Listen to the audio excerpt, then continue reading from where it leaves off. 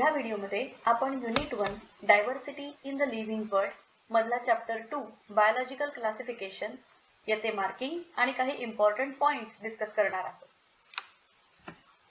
पहिल्या पानावर खूप इम्पॉर्टंट असे काही पॉइंट्स नाही आहेत, फक्त एक सायंटिस्टचं नाव लक्षात ठेवायचं आहे, ते म्हणजे एरिस्टॉटल। एरिस्टॉटलने मॉर्फोलॉजिकल कॅरेक्टर्सच्या बेसिसवर क्लासिफिकेशन केलं होतं प्लांट्स आणि ॲनिमल्सचं सुद्धा।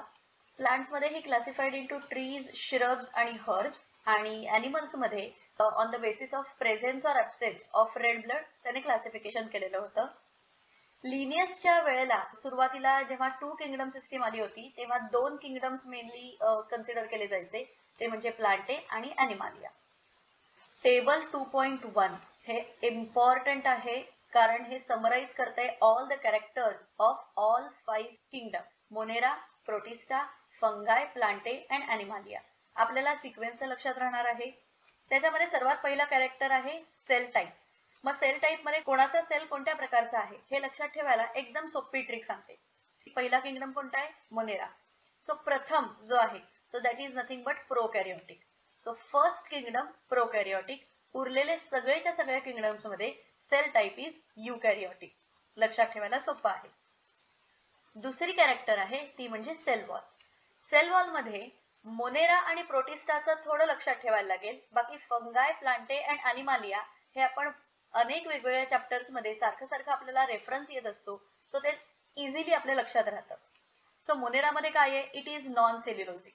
मोनेरा हा फर्स्ट किंगडम असल्याने जे काही प्रायमरी कॅरेक्टरिस्टिक्स असू शकतात कुठल्याही ऑर्गॅनिझमचे, जसं की prokaryotic cell, non cellulosic cell wall किंवा nuclear membrane absent, body organization सर्वात प्रायमरी व्हर्जन आहे सेल्युलर, हे सगळेच्या सगळे प्रायमरी फीचर्स हे या मोनेरामध्ये येणार आहेत। सेल वॉल मध्ये प्रोटिस्टा मध्ये गेला तर it is present in some of the members of this kingdom Protista. Fungi मध्ये सगळ्या मेंबर्स मध्ये सेल वॉल प्रेझेंट असते, but with something called as chitin. Plants मध्ये ऑब्वियसली सेल वॉल सगळ्या मेंबर्स मध्ये प्रेझेंट असते विथ द सेल्युलोज, आणि animals मध्ये सेल वॉल इज ॲब्सेंट। हा फॅक्ट आपल्याला माहिती आहे। तिसरी कॅटेगरी आहे ती म्हणजे nuclear membrane. Nuclear membrane is absent in Monera and it is present in all other 4 kingdoms. Simple. चौथी कॅरेक्टर आहे ते म्हणजे body organization. Body organisation is cellular in Monera as well as Protista, because all the organisms in Monera and Protista are unicellular. So in single cell असेल तर obviously त्यांचं body organisation पण cellular असणार आहे। Fungi is multicellular except yeast. Yeast is a type of fungus which is unicellular. So it is multicellular and it is loose tissues. कोणामध्ये? Mucor सारखे जो bread mould आहे त्यासारख्या फंगाय मध्ये लूज टिश्यू सिस्टीम प्रेझेंट असते। Plant मध्ये tissues आणि organs R present. प्लांटचे वेगवेगळे पार्ट्स आहेत जसे की फ्लोएम किंवा झायलम, तर हे ऑर्गन्स आपण कन्सिडर करतो ऑफ प्लांट्स। आणि ॲनिमल्स मध्ये obviously it is the highest kingdom, so tissue, organ आणि organ system, all type of body organisation is available. आणि फिफ्थ मध्ये मोड ऑफ न्यूट्रिशन हे इम्पॉर्टंट कॅरेक्टर अशासाठी आहे की जी काही कॉम्प्लेक्सिटी आहे it is decreasing from Monera to Animalia. Okay, जसं की मोनेरामध्ये ऑटोट्रॉफिक न्यूट्रिशन पण आहे आणि हेट्रोट्रॉफिक न्यूट्रिशन पण आहे। ऑटोट्रॉफिक मध्ये किमोट्रॉफिक न्यूट्रिशन पण आहे आणि फोटोसिंथेटिक पण आहे, आणि हेटेरोट्रॉफिक मध्ये सॅप्रोफायटिक न्यूट्रिशन इज ऑल्सो देअर आणि पॅरासिटिक न्यूट्रिशन पण आहे। म्हणजे जेवढे common mode of nutrition possible असतात ऑटोट्रॉफिक आणि हेटेरोट्रॉफिक मध्ये, all are seen in different members of Monera. Protista मध्ये ऑटोट्रॉफिक न्यूट्रिशन प्रेझेंट आहे आणि सम मेंबर्स मध्ये हेटेरोट्रॉफिक न्यूट्रिशन प्रेझेंट आहे, आणि प्रोटिस्टाच्या ऑटोट्रॉफिक न्यूट्रिशन मध्ये मेनली फोटोसिंथेटिकच येतं। फंगाय दे आर कम्प्लिटली हेटेरोट्रॉफिक आणि त्यांची स्पेशालिटी अशी आहे की they are सॅप्रोफायटिक। They help in decomposition of dead decaying matter, आणि some of the fungi are parasitic. प्लांटेमध्ये they are completely autotrophic, photo autotrophic किंवा फोटोसिंथेटिक, आणि ॲनिमल्स आर कम्प्लिटली हेटेरोट्रॉफिक। मग त्यांच्यामध्ये सॅप्रोफायटिक पण येतं, आणि त्यांची खासियत अशी आहे ते म्हणजे holozoic, that they can ingest the entire food and then they digest it into their own body. So mode of nutrition मध्ये हायेस्ट कॉम्प्लिकेशन्स इन मोनेरा. त्याच्यानंतर प्रोटिस्टा अगेन बोथ ऑटो आणि हेट्रो. फंगाय मध्ये पूर्ण हेट्रो, प्लांटी मध्ये पूर्ण auto आणि ॲनिमालिया मध्ये पूर्ण हेट्रो. सिंपल. पुढे जेव्हा RH विटेकरने इन 1969 मध्ये 5 किंगडम क्लासिफिकेशन मेन्शन केलं तेव्हा हे 5 किंगडम कळले. सो हे जस्ट इयर आणि RH विटेकरचं नाव लक्षात ठेवायचं आहे. इतका सिंपल क्वेश्चन एक्झाम मध्ये येण्याचे चान्सेस खूप कमी असतात, पण तरी सुद्धा आपल्याला हे माहिती असलं पाहिजे. मग ह्या RH विटेकरने कुठले मेन क्रायटेरिया दाखवले, on what basis he classified all the organisms in these 5 kingdoms. ते म्हणजे structure of cell, body organization, mode of nutrition, reproduction and phylogenetic relationship. Phylogenetic relationship याचा अर्थ असा आहे evolutionary relationship. How the different organisms evolved from their ancestors आणि मग त्यांचं connection त्याने लावून सगळ्या ऑर्गॅनिझम्सना Monera, Protista, fungi, Plantae and Animalia या 5 किंगडम मध्ये क्लासिफाय केलेला आहे. सुरुवातीच्या क्लासिफिकेशन सिस्टीम मध्ये bacteria, blue green algae, fungi, mosses, ferns, gymnosperms and angiosperms हे सगळेच्या सगळे अंडर प्लांटे क्लासिफाय गेलेले होते. या पुढच्या पार्ट मध्ये त्यांनी फक्त हे मेन्शन केलेलं आहे की कोणत्या बेसिसवर फंगस आणि प्लांट्स हे सेपरेट केले गेले, कोणत्या बेसिसवर युनिसेल्युलर युकॅरियोटिक ऑर्गॅनिझम आणि युनिसेल्युलर प्रोकॅरियोटिक ऑर्गॅनिझम्स हे सेपरेट केले गेले. हे जस्ट त्यांनी मेन्शन केलेलं आहे. You can just remember the details. ही जी सगळी नावं आहेत, क्लॅमेडोमोनास, क्लोरेल्ला, पॅरामोशियम, अमिबा, ही सगळी त्या किंगडमच्या एक्झाम्पल्स मध्ये आपण लक्षात ठेवणारच आहोत. आता सुरुवात करूया किंगडम मोनेरा पासून. किंगडम मोनेराच्या कॅरेक्टरिस्टिक्स काय काय आहेत ते सर्वात पहिले बघूया. पहिलं वाक्यच अत्यंत महत्वाचं आहे. Bacteria are the sole members of kingdom Monera. याचा अर्थ असा आहे किंगडम मोनेरा मध्ये बॅक्टेरिया व्यतिरिक्त कोणत्याही प्रकारच्या ऑर्गॅनिझम्सचं इन्क्लुजन होत नाही.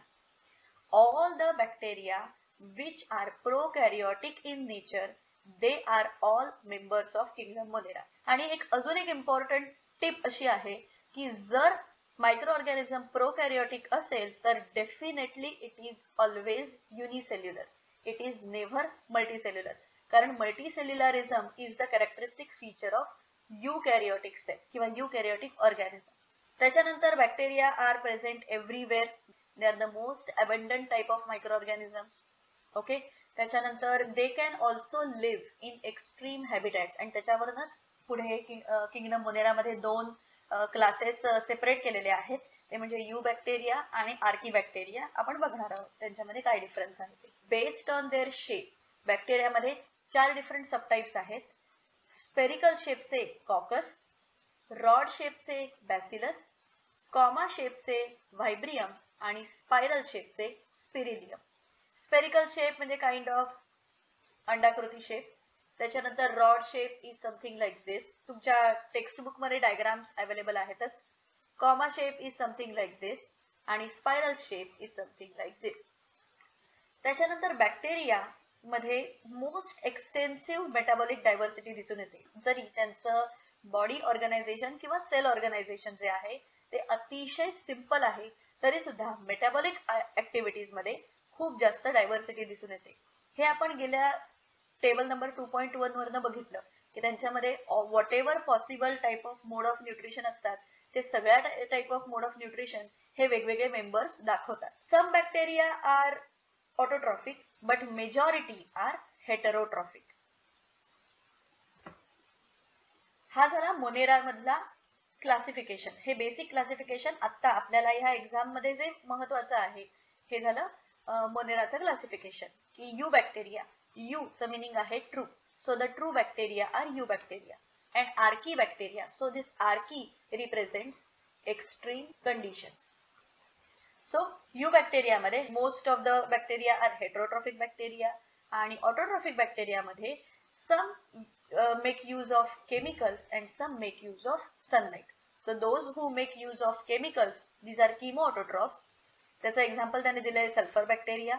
And those who make use of sunlight to prepare their own food, they are photoautotrophs. त्याचं एक्झाम्पल दिलेलं आहे cyanobacteria.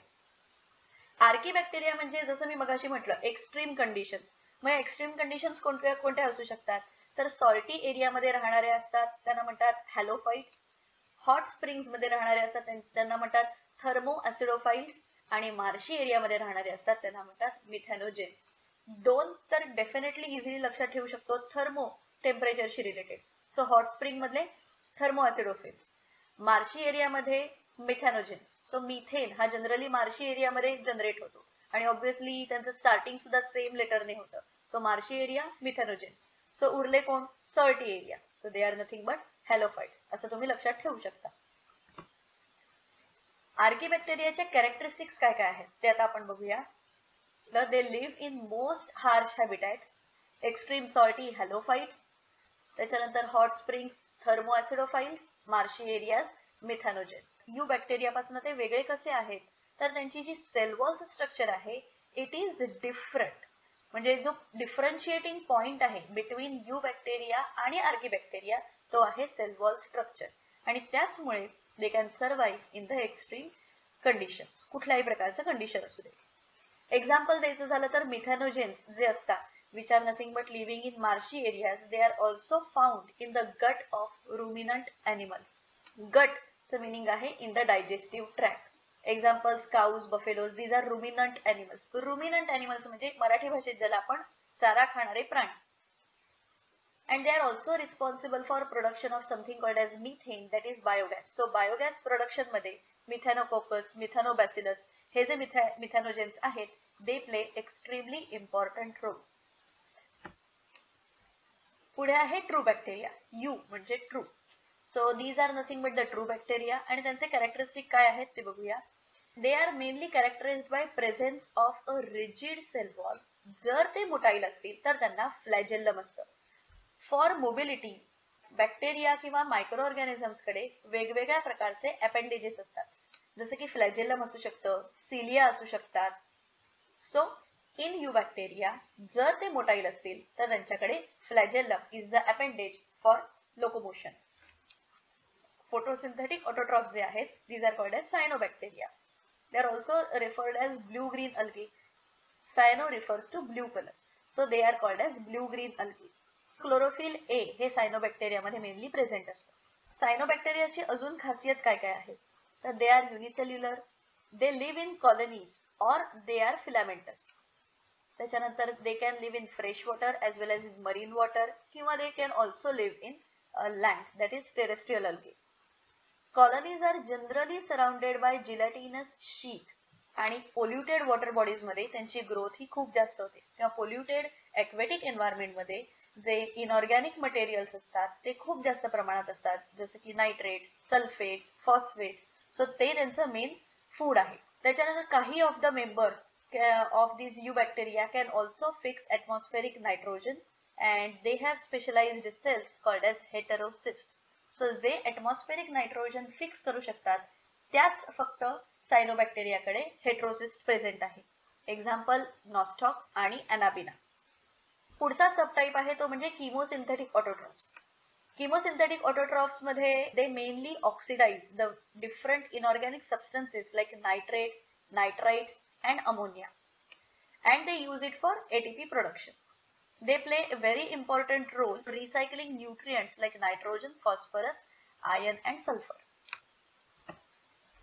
Heterotrophic bacteria, they are the most abundant bacteria and they are the most important decomposers. They play very important role in decomposition. So they are nothing but saprophytic in nature. Heterotrophic bacteria of Monera मध्ये दोन मोड of nutrition आहेत, ते म्हणजे सॅप्रोफायटिक आणि दुसरं आहे parasitic. So सॅप्रोफाइट्स आहेत they are important decomposers. मग हे बॅक्टेरिया कुठल्या कुठल्या गोष्टींसाठी युजफुल आहेत, तर they are helpful in making curd from milk, they are helpful in production of antibodies, they are helpful in fixing nitrogen in the leguminous roots. There are some pathogens जे parasitic mode of nutrition follow करतात. They are responsible for diseases like cholera, typhoid, tetanus, citrus canker, etc. Now, what is the kind of reproduction in them? The main reproduction is nothing but with the help of fission. There are two words, fusion and fission. So fusion is union आणि fission is breakdown किंवा simple division. So they produce by dividing their cell. So under unfavorable conditions they produce some spores, and whenever favorable conditions are regained they will be released. There is sexual reproduction also present in some of the bacterium, and it is by adopting the primitive type of DNA transfer from one bacterium to other bacterium. So when we say there is a sexual reproduction, when there is a union of DNA, basically nuclear material. So इथे सुद्धा जेव्हा one bacterium कडनं दुसऱ्या bacterium कडे primitive type of DNA transfer होतो, तेव्हा this kind of reproduction is considered as a sexual reproduction. नंतर mycoplasma नावाचा जो ऑर्गॅनिझम आहे, it is most important because it completely lacks a cell wall. It is the smallest living cell known to human being, and it can survive without oxygen. So many mycoplasma are pathogenic in animals as well as plants. Smallest organism present on earth is nothing but mycoplasma, and it is anaerobic kind of bacteria. It does not require any oxygen for its functioning, and most of the mycoplasma are pathogenic, that is they cause diseases. पुढचा kingdom आहे kingdom protista. Kingdom protista मध्ये सुद्धा सगळेच्या सगळे unicellular organisms आहेत, but all R युकॅरियोटिक organisms. जसं आपण मगाशी बघितलं की प्रोटिस्टा पासून प्रोटिस्टा, फंगाय, प्लांटे आणि ॲनिमॅलिया या किंगडम्स मध्ये सगळे युकॅरियोटिक ऑर्गॅनिझम्स इन्क्लूड होतात. सो प्रोटिस्टामध्ये सिंगल सेल किंवा युनिसेल्युलर युकॅरियोटिक ऑर्गॅनिझम्स इन्क्लूड होतात. या किंगडमच्या boundaries are not well defined असं म्हटलेलं आहे. याचं कारण असं आहे की there are different opinions about the characteristic of different organisms. आपल्या पुस्तकात किंगडम प्रोटिस्टाच्या अंडर 5 सबटाइप्स मेन्शन केलेले आहेत. ते म्हणजे क्रायझोफाइट्स, डायनोफ्लॅजेलेट्स, युग्लिनॉइड्स, स्लाइम मोल्ड्स आणि प्रोटोझोआस. कॅरेक्टरिस्टिक्स ऑफ प्रोटिस्टा बघूया. Majority of the members of Protista हे प्रायमरीली एक्वेटिक एन्व्हायरमेंट मध्ये राहतात आणि few of them terrestrial environment मध्ये राहतात. प्रोटिस्टाच्या सेल बॉडी मध्ये proper well defined nucleus present असतो आणि अदर मेम्ब्रेन बाउंड ऑर्गनेल्स पण प्रेझेंट असतात, because obviously they are eukaryotes. If they are motile then for locomotion they have either flagella और cilia. फ्लॅजेलाचं सिंग्युलर आहे फ्लॅजेल्लम आणि सिलियाचं singular आहे cilium. They can reproduce asexually as well as sexually. Sexually by the process which involves cell fusion and zygote formation. That fusion is nothing but mixing. इथे या chart मध्ये simplified आपण बघू शकतो. क्रायझोफाइट्स, डायनोफ्लॅजेलेट्स and युग्लिनॉइड्स they are photosynthetic protists, that is they are autotrophs. Slime molds are saprophytic, they come under decomposers, आणि protozoans are predator किंवा parasitic, that is nothing but heterotroph. हे decomposers पण हेट्रोट्रॉफ्स आहेत. क्रायझोफाइट्सचे काय कॅरेक्टरिस्टिक्स आहेत ते बघूया. या ग्रुपमध्ये डायॲटम्स अँड गोल्डन अल्गे, ज्याला डेस्माइड्स असं पण म्हणतात, इन्क्लूड होतात. दे are mainly found in fresh water as well as in marine environment, म्हणजे रिव्हर्समध्ये पण मिळतात आणि सीज किंवा ओशन्समध्ये पण मिळतात. They are microscopic. Very important point that diatoms and golden algae are microscopic. They float without expenditure of energy, that is passively, in water currents, and they are called as planktons. In the diatoms, the cell wall is having two thin overlapping shells which are fixed together like a soap case. साबण ठेवायची जी डबी असते त्याला कशी खाली एक part असतो आणि वरती एक पार्ट असतो. सो तो क्लोज केल्यानंतर it looks like a soap case किंवा सोप बॉक्स, राईट? तसं या डायटम्सचं स्ट्रक्चर असतं. The walls consist of something called as silica and then hence they are indestructible. That means due to presence of this silica diatoms जे आहेत ते खूप जास्त हार्ड असतात. Over a period of time when या डायटम्सचं accumulation होतं over a billions of years, they it is called as डायॲटॅमस अर्थ. इथे अर्थचं मिनिंग आहे land, so over a billions of years एखाद्या वॉटर बॉडीमध्ये, एखाद्या ॲक्वॅटिक एन्व्हायरमेंटमध्ये या डायटम्सचं अक्युम्युलेशन होऊन एक सरफेस लाईक स्ट्रक्चर तयार होतं. त्याला म्हणतात डायॲटॉमस अर्थ. या डायटम्सचे युजेस काय? They are used for polishing, for filtration of oils as well as syrups. Polishing याच्यासाठी, कारण त्याचा जो हार्ड सरफेस असतो it is very good for making any surface smooth. आणि फिल्टरिंग ह्याच्यासाठी बिकॉज इट कंटेन्स मायक्रोपोर्स. सो ज्या काही इम्प्युरिटीज असतील ऑइल्स किंवा सिरप्समध्ये त्या सगळ्या फिल्टर आउट होऊ शकतात with the help of this diatom. And they are also chief producers in the oceans as they perform autotrophic nutrition. आणि इथे जे प्लॅन्क्टॉन म्हटलेले आहेत, so this particular plankton is nothing but phytoplankton. Second subtype आहे तो म्हणजे dinoflagellates. These dinoflagellates are mostly marine and they are also photosynthetic in nature. They have different colors, that is yellow, green, brown, blue and red. कशावर depend आहे? Depending on obviously main pigment which is present in their structure. The cell wall is having cellulose plates. Most of them have two flagella, that is one lies longitudinally and the other lies transverse. Longitudinal plane म्हणजे vertical plane आणि transverse plane म्हणजे horizontal plane. So this is longitudinal and this is transverse. So they दोन flagella present असतात. एक असतो vertically and दुसरा असतो transversely present. Red डायनोफ्लॅजेलेट्सचं example आहे गोनिओलॅक्स. जेव्हा रेड डायनोफ्लॅजेलेट्स खूप जास्त रॅपिडली मल्टिप्लाय होतात तेव्हा हे जे ओशन्स असतात किंवा जो सी सरफेस असतो it pairs red in colour आणि त्याला सी टाइड्स असं म्हणतात किंवा रेड टाइड्स असं म्हणतात. They release large amount of toxins which can even kill the marine animals like fishes. तिसरा सबटाईप आहे तो म्हणजे युग्लिनॉइड्स. युग्लिनॉइड्स हे मेजॉरिटीली फ्रेश वॉटर ऑर्गॅनिझम्स आहेत and they are mainly found in stagnant water. जे साचून राहिलेलं पाणी असतं किंवा जे एखाद्या ठिकाणी स्टिल वॉटर असतं. स्टॅग्नंट म्हणजे स्टिल. सो अशा ठिकाणी हे युग्लिनॉइड्स आपल्याला दिसतात. या युग्लिनॉइड्समध्ये एक special type of protein present असतो आणि त्या प्रोटीनचं नाव आहे pellicle protein which make their body very very flexible. Euglenoids मध्ये पण दोन फ्लॅजेला प्रेझेंट असतात. एक असतो शॉर्ट आणि एक असतो long. They are also photosynthetic in nature in presence of sunlight. आणि जेव्हा सनलाईट अवेलेबल नसतो तेव्हा ते behave like heterotrophs and they predate on the smaller organisms. Example इथे आहे तो म्हणजे युग्लिना. सिंपल युग्लिना आपण नाव ऐकलेलं आहे. नंतर आहे slime mould. Slime moulds are as the name suggests, mold म्हटलं की it is resembling to fungus. Okay, so majority of the fungi are either saprophytic किंवा parasitic. So लक्षात ठेवायला सोपं आहे.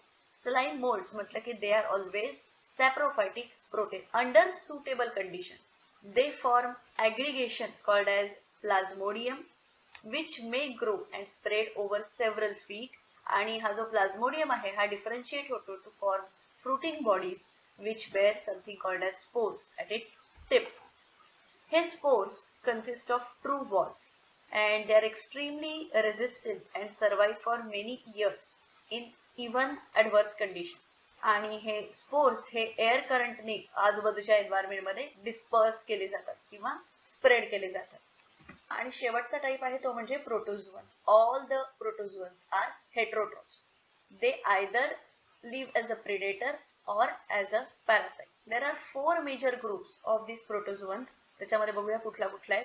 पहिला आहे तो म्हणजे amoeboid protozoans which behave like amoeba.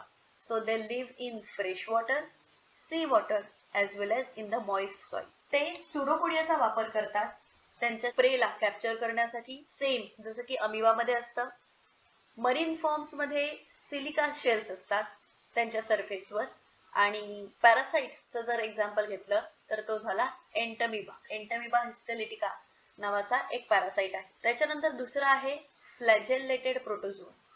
फ्लॅजेलेटेड they are either free living किंवा parasitic and they have flagella for locomotion. They cause disease like sleeping sickness. इथे एक्झाम्पल ह्याचं आहे ट्रिपॅनोझोमा. तिसरा जो प्रोटोझोअन आहे तो आहे ciliated protozoan. As the name suggest it contains thousands of cilia हा सुद्धा एक ॲक्वेटिक फॉर्म आहे. हा खूप ऍक्टिव्हली मुव्हिंग ऑर्गॅनिझम आहे, कारण त्याच्या बॉडीवर थाउजंड्स ऑफ सिलिया प्रेझेंट असतात. त्यांच्या बॉडीवर एक कॅव्हिटी प्रेझेंट असते ज्याला गलेट असं म्हणतात, आणि ही बाहेरच्या सरफेस, बाहेरचं जे एन्व्हायरमेंट आहे त्याच्याशी कम्युनिकेट करण्यासाठी या गलेटचा वापर होतो. बेस्ट एक्झाम्पल ऑफ सिलिएटेड प्रोटोझोअन तो म्हणजे पॅरामोशियम. आणि फोर्थ एक्झाम्पल तो आहे स्पोरोझोअन. हा जो स्पोरोझोअन आहे तो खूप वेगवेगळ्या प्रकारचे infectious spore like stages content करतो, आणि याचा बेस्ट मेंबर जो आहे, सर्वात जास्त इन्फेक्शन क्रिएट करणारा, तो म्हणजे प्लाझ्मोडियम, ज्याच्यामुळे मलेरिया होतो. सो प्रोटोझोअनचे 4 सबटाइप्स आहेत: अमिबॉइड प्रोटोझोअन, फ्लॅजेलेटेड प्रोटोझोअन, सिलिएटेड प्रोटोझोअन आणि स्पोरोझोअन. पुढे आपण गेलो तर पुढे आहे किंगडम फंगाय. मगाशी म्हटल्याप्रमाणे किंगडम फंगाय मध्ये हेटेरोट्रॉपिक ऑर्गॅनिझम्स आहेत. ते आयदर पॅरासिटिक कंडिशन जगतात किंवा ते सॅप्रोफायटिक असतात. एक्झाम्पल्स काय काय ते बघूया. युनिसेल्युलर फंगसचं एक्झाम्पल आहे यीस्ट, आणि it is mainly use to make bread and beer. Common mushrooms ज्याला व्हाईट बटन मशरूम्स म्हणतात, it is also a type of fungus. As well as toadstools हे नाव आहे पॉइझनस मशरूम्सना. इथे काही काही फंगल डिसीजेसची नावं मेन्शन केलेली आहेत. व्हीट रस्ट हा एक प्रकारचा व्हीट प्लांटचा डिसीज आहे, which is caused by Puccinia. त्याच्यानंतर सोर्स ऑफ अँटीबॉडीज साठी पेनिसिलियम यूज केलं जातं, and Penicillium is also a type of fungus. These fungus are called as cosmopolitan. कॉस्मोपॉलिटनचा अर्थ असा आहे ते सगळीकडे सापडतात. ते आपल्याला एअरमध्ये फंगस सापडेल, वॉटरमध्ये असतात, सॉइल्समध्ये असतात, on or inside animal body असतात, किंवा on or inside plant body असतात. हे जे फंगस असतात ते वॉर्म आणि ह्युमिड एन्व्हायरमेंट मध्ये ग्रो करणं प्रिफर करतात. एक यीस्ट सोडला तर मेजॉरिटी ऑफ द फंगस हे असतात ते फिलामेंटस असतात. मग त्यांचं एक टिपिकल स्ट्रक्चर असतं. त्या स्ट्रक्चर मध्ये काय काय असतं तर त्यांची बॉडी ही लॉंग असते, स्लेंडर म्हणजे बारीक असते, आणि थ्रेड लाईक स्ट्रक्चर्स प्रेझेंट असतात ज्याला हायफे असं म्हणतात. देन हे जे नेटवर्क ऑफ हायफे आहे it is called as mycelium. हे जे हायफे असतात ह्याच्यामध्ये सुद्धा वेगवेगळे प्रकार असतात. एक प्रकारचा जो हायफे असतो त्याला म्हणतात कोनोसायटिक हायफे. कोनोसायटिक हायफेचं खासियत काय आहे तर it is a continuous tube like structure which is filled with multinucleated cytoplasm. म्हणजे काय, असं ट्यूब लाईक स्ट्रक्चर आहे आणि ह्याच्यामध्ये मल्टिपल न्यूक्लिआय प्रेझेंट आहे. So this is nothing but the coenocytic hyphae. Those hyphae which are not coenocytic त्यांच्यामध्ये wall like structure present असतं, त्याला सेप्टे किंवा क्रॉस वॉल्स म्हणतात. लाईक दिस, हे न्यूक्लियस प्रेझेंट आहे आणि यांच्यामध्ये सेप्टे प्रेझेंट आहे. अशा प्रकारच्या हायफेना सेप्टेट हायफे असं म्हणतात.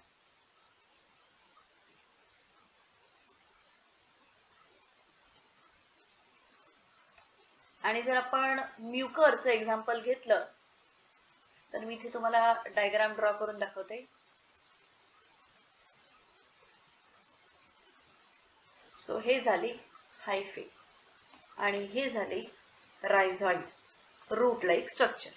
या फंगायमध्ये जी सेल वॉल असते त्याच्यामध्ये मेनली कायटीन आणि पॉलिसॅकराइड्स प्रेझेंट असतात. So which make them different from plants. म्हणूनच हे फंगायचे जे मेंबर्स आहेत हे प्लांटेमध्ये इन्क्लूड न करता त्यांच्यासाठी वेगळा किंगडम तयार करण्यात आलेला आहे. फंगाय मेनली हे हेटेरोट्रॉफिक असतात आणि ते ऍब्सॉर्ब करतात जे काही सोल्युबल ऑर्गॅनिक मॅटर आहे from the dead substances. So such kind of fungi are called as saprophyte. आणि जे type of fungi depend on living plants and animals, they are called as parasitic fungi. काही fungi असतात ते symbiotic association create करतात. This symbiotic association with algae is called as lichen, and if it is with roots of the plants then it is called as mycorrhiza. Symbiotic association is nothing but give and take association. पुढे reproduction कोणत्या प्रकारे होते fungus मध्ये ते बघूया. तिन्ही प्रकारे होते. व्हेजिटेटिव्ह रिप्रोडक्शन होते फ्रॅगमेंटेशन, फिशन आणि बडिंगने. असेक्शुअल रिप्रोडक्शन होते with the help of spores. हे स्पोर्स ना म्हणतात कोलिडिया किंवा स्पोरॅन्जिओस्पोर्स और झूस्पोर्स. आणि सेक्शुअल रिप्रोडक्शन जे आहे ते ऊस्पोर्स, ॲस्कोस्पोर्स आणि बॅसिडियोस्पोर्स यांनी होत आहेत.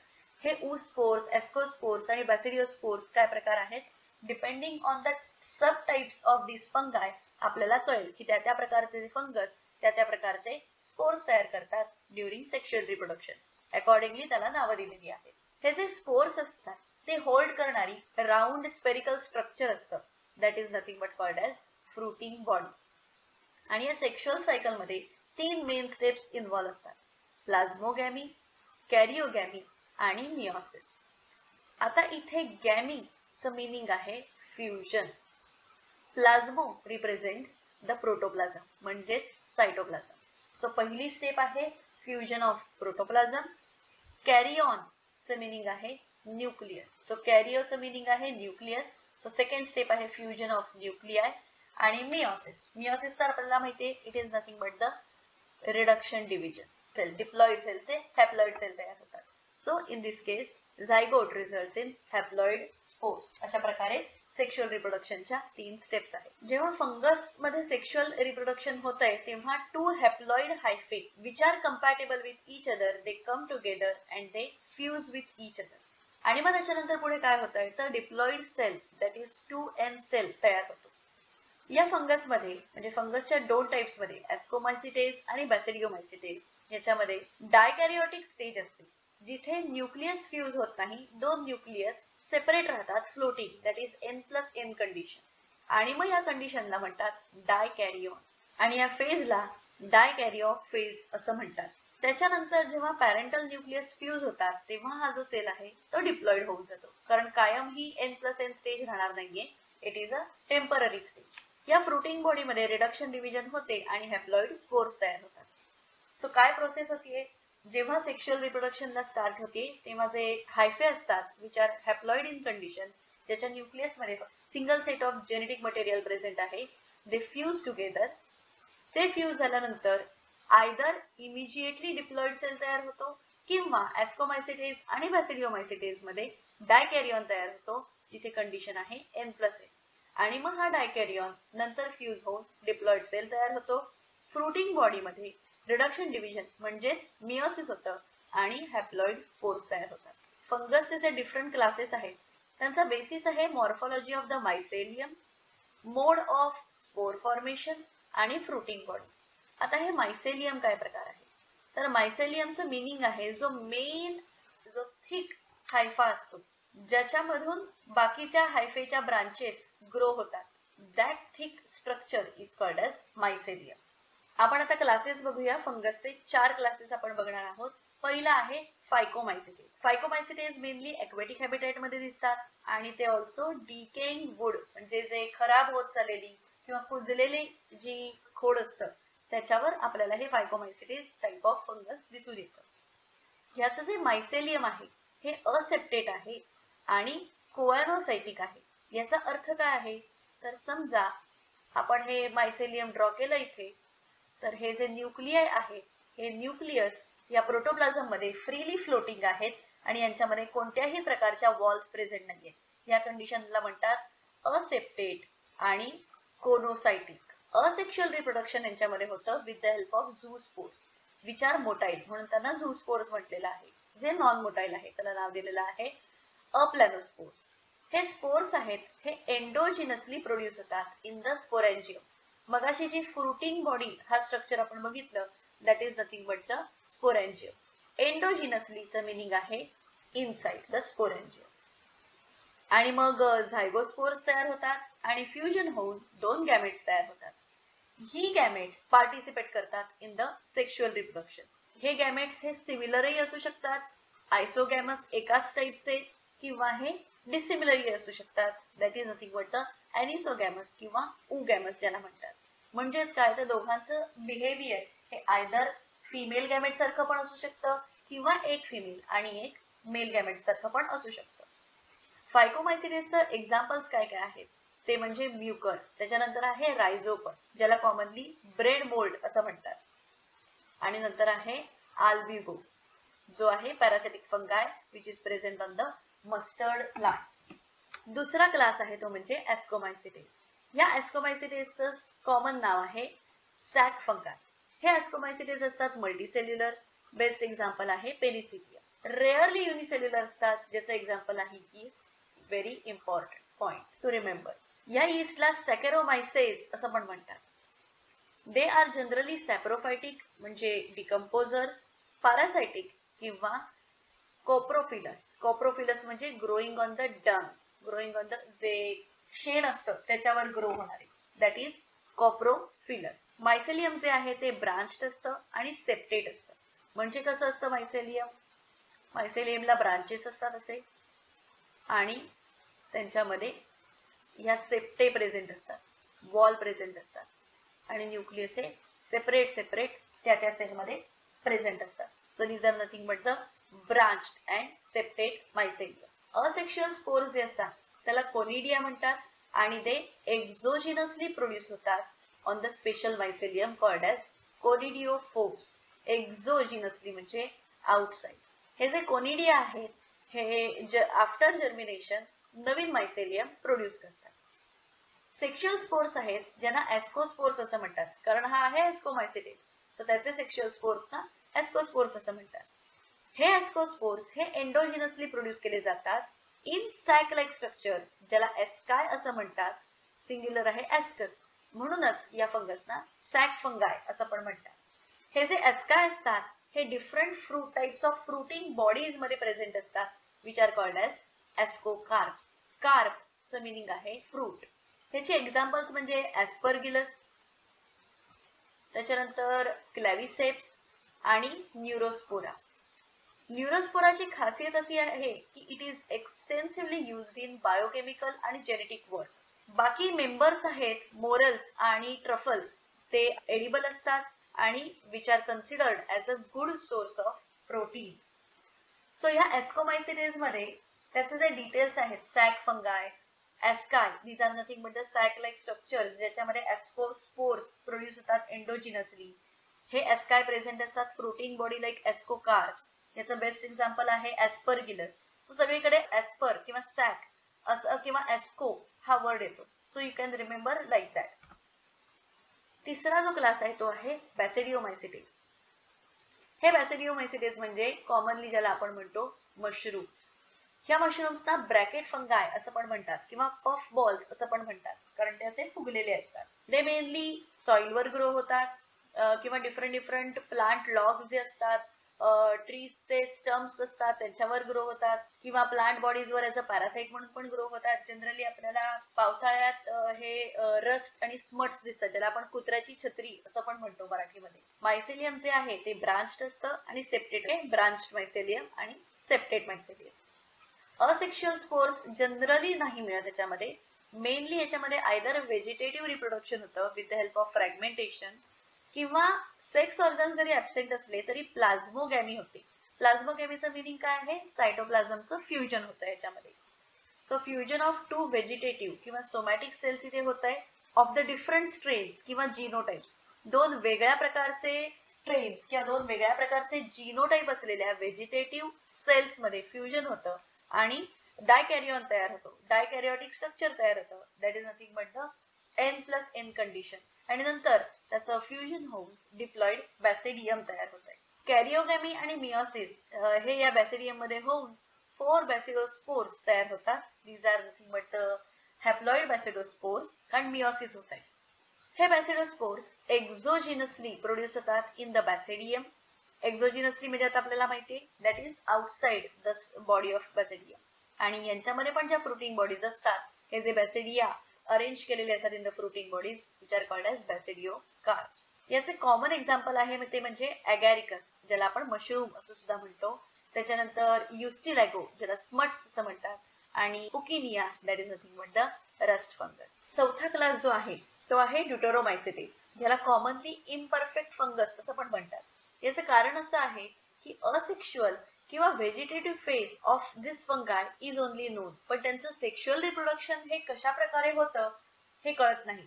या ड्युटेरोमायसिटेज क्लासचे मेंबर्स जे आहेत जेव्हा केव्हा ते सेक्शुअल रिप्रोडक्शन परफॉर्म करतात तेव्हा ते दुसऱ्या क्लासेस मध्ये ज्या रिप्रोडक्शनच्या प्रोसिजर्स आहेत त्यांच्यापैकी एक प्रोसिजर फॉलो करतात आणि डिपेंडिंग ऑन दॅट त्यांना दुसऱ्या क्लासमध्ये आपण प्लेस करू शकतो किंवा शिफ्ट करू शकतो. म्हणूनच त्यांना इम्परफेक्ट फंगस असं म्हणतात. हे जे ड्यूटेरोमायसिटेस आहेत ते reproduce only by sexual spores known as conidia. आणि मायसेलियम जे आहे हे सेप्टेट आहे आणि ब्रांच्ड आहे. काही सॅप्रोफायटिक किंवा पॅरासिटिक जे मेंबर्स आहेत ते लार्ज नंबर मध्ये डिकम्पोजर्स म्हणून काम करतात आणि they also help in mineral cycling. Examples ते म्हणजे अल्टरनारिया, त्याच्यानंतर कोलेटोट्रिकम आणि त्याच्यानंतर ट्रायकोडर्मा. किंगडम प्लांटे आणि किंगडम ॲनिमालिया ह्या दोनही सेपरेट चॅप्टर्स मध्ये आपण त्यांचे डिटेल्स बघणारच आहोत. पुढचा पार्ट आहे तो म्हणजे व्हायरसेस, व्हायरॉइड्स, प्रायॉन्स आणि लायखन्स. हे जे 4 प्रकार आहेत यांची स्पेशालिटी अशी आहे की हे कोणत्याही 5 पैकी कोणत्याही किंगडम मध्ये इन्क्लूड केले जात नाहीत, कारण त्यांचं जे मॉर्फोलॉजिकल कॅरेक्टरिस्टिक्स आहेत किंवा त्यांच्या ज्या फिजिओलॉजिकल कॅरेक्टरिस्टिक्स आहेत त्या मिक्स्ड टाईप ऑफ आहेत. काही आहेत प्लांट सारख्या, काही आहेत ॲनिमल सारख्या, काही आहेत मोनेरा सारख्या, काही आहेत प्रोटिस्टा सारख्या किंवा यांच्यापेक्षा टोटली वेगळ्या आहेत. म्हणूनच यांना वेगळ्या ग्रुपमध्ये प्लेस केलेलं आहे. हे जे नेम व्हायरस आहे याचं मीनिंग असं होतं की वेनोम किंवा पॉयझनस फ्लुइड, आणि it was given by Dmitri Ivanovsky in 1892. त्याच्यानंतर M.W. बिजेरिंग इन 1898 मध्ये डेमॉन्स्ट्रेट केलं त्याने प्लांट्स ऑफ टोबॅको मधनं कोणत्या प्रकारचं तरी इन्फेक्शन झालेलं आहे आणि या इन्फेक्शनला त्याने contagium vivum fluidum that is infectious living fluid असं नाव दिलं. त्याच्यानंतर W.N. स्टॅनलीने 1935 मध्ये काही व्हायरसेस दाखवले जे क्रिस्टलाइन होऊ शकतात, क्रिस्टल्स जे large amount of protein content करतात हे बघू शकतात. या व्हायरसेसना अतिशय चांगल्या पद्धतीने म्हणजे शॉर्टली जर डिस्क्राईब करायचं असेल तर त्यांना डिस्क्राईब करतात ऑब्लिगेट पॅरासाइट्स. ऑब्लिगेट पॅरासाइट्स याचा अर्थ आहे they are dependent on their host completely. या व्हायरसेस मध्ये प्रोटीन्स असतात आणि जेनेटिक मटेरियल असतं विच कॅन बी RNA किंवा DNA. कोणत्याही व्हायरसमध्ये RNA आणि DNA both are never present. Either RNA असेल किंवा DNA असेल. व्हायरसला न्यूक्लिओप्रोटीन पण म्हणतात आणि हे जेनेटिक मटेरियल जे असतं ते इन्फेक्शियस असतं.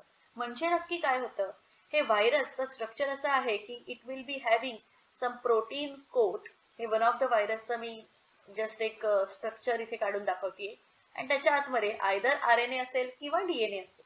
ह्या जेनेटिक मटेरियलला this is nothing but the genetic material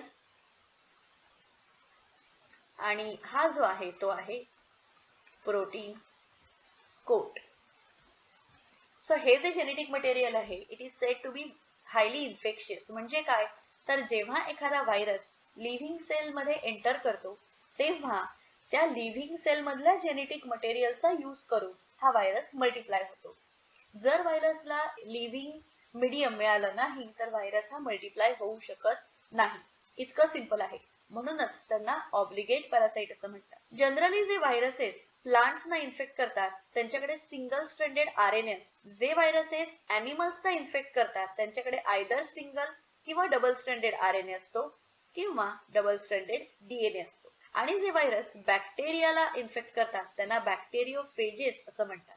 त्यांच्याकडे generally double stranded DNA present असतो. ह्या व्हायरसेसच्या बाहेर जो प्रोटीन कोट अवेलेबल असतो त्याला कॅप्सिड असं पण म्हणतात आणि तो मेनली छोट्या छोट्या सब युनिट्सनी बनलेला असतो ज्याला म्हणतात कॅप्सोमियर्स. हे जे कॅप्सोमियर्स आहेत हे आयदर हेलिकल किंवा पॉलिहेड्रल जॉमेट्रिक फॉर्म्स मध्ये अरेंज केलेले असतात. डिफरंट व्हायरस मुळे होणारे जे डिफरंट डिसीजेस आहेत त्याच्यामध्ये मम्स येतात, स्मॉलपॉक्स येतात, हर्पीस येतं आणि इन्फ्लुएन्झा येतात.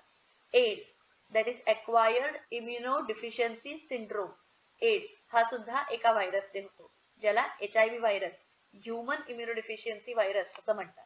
प्लांट्स मध्ये मोझाईक फॉर्मेशन, लीफ रोलिंग किंवा कर्लिंग, येलोविंग आणि वेन क्लिअरिंग, ड्वार्फिंग आणि स्टंटेड ग्रोथ प्रकारचे डिसीजेस हे व्हायरसेसमुळे होतात. व्हायरॉइड आणि व्हायरस याच्यामध्ये मेन डिफरन्स काय ते आपण बघूया. 1971 मध्ये T.O. डायनर ने डिस्कवर केलं की एक नवीन प्रकारचं इन्फेक्शियस एजंट आहे जो व्हायरस पेक्षा पण स्मॉलर आहे आणि जो potato spindle tuber disease cause करतोय, जो मेनली आहे ओनली एक फ्री RNA ज्याला प्रोटीन कोट नाहीये. म्हणून त्याने त्याला नाव दिलं व्हायरॉइड.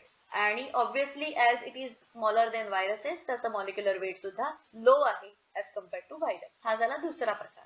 तिसरा प्रकार आहे प्रियॉन्स. हे प्रियॉन्स काय प्रकार आहे? हे प्रियॉन्स हे mainly infectious neurological diseases cause करण्यात स्पेशलाइज्ड आहेत आणि ते मेनली कन्सिस्ट करतात फोल्डेड प्रोटीन. ते जनरली सिमिलर साईजचे असतात व्हायरसेस प्रमाणे आणि they are called as prions. यांच्यातला मोस्ट फेमस प्रायॉन मुळे झालेला डिसीज आहे तो म्हणजे bovine spongiform encephalopathy BSE which is commonly called as mad cow disease. हे कॅटल्स मध्ये होतो जनरली. त्यांच्या नर्वस सिस्टीमवर याचा परिणाम होतो. आणि CR Jakob disease CJD in humans. चौथा प्रकार आहे तो म्हणजे लायखन. मगाशी आपण बघितलं फंगसमध्ये सिम्बायोटिक असोसिएशन ऑफ फंगस आणि अल्गे. सो अल्गल कंपोनंटला फायकोबियंट असं म्हणतात. फायको रिप्रेझेंट्स प्लांट ओरिजिन आणि फंगल कंपोनंटला मायकोबियंट असं म्हणतात. Myco represents fungal origin. Algae prepare food आणि फंगाय प्रोव्हाइड द शेल्टर म्हणून एकमेकांना ते मदत करतात आणि this is symbiotic association called as lichen. Fungus part आहे तो मिनरल्स पण अब्सॉर्ब करतो आणि वॉटर सुद्धा प्रोव्हाइड करतो टू द अल्गल कंपोनंट. हे लायखन्स आहेत हे खूप जास्त चांगले इंडिकेटर्स आहेत पोल्युशनचे. जिथे पोल्युटेड एरिया आहे किंवा सिटीज मध्ये आपल्याला कधीही लायखन्स ग्रो झालेले दिसणार नाही because lichens do not grow in polluted area. त्यांना शुद्ध हवाच मानवते. तुम्हाला जर हा व्हिडिओ आवडला असेल तर जरूर लाईक करा, कमेंट करा आणि शेअर करा. धन्यवाद.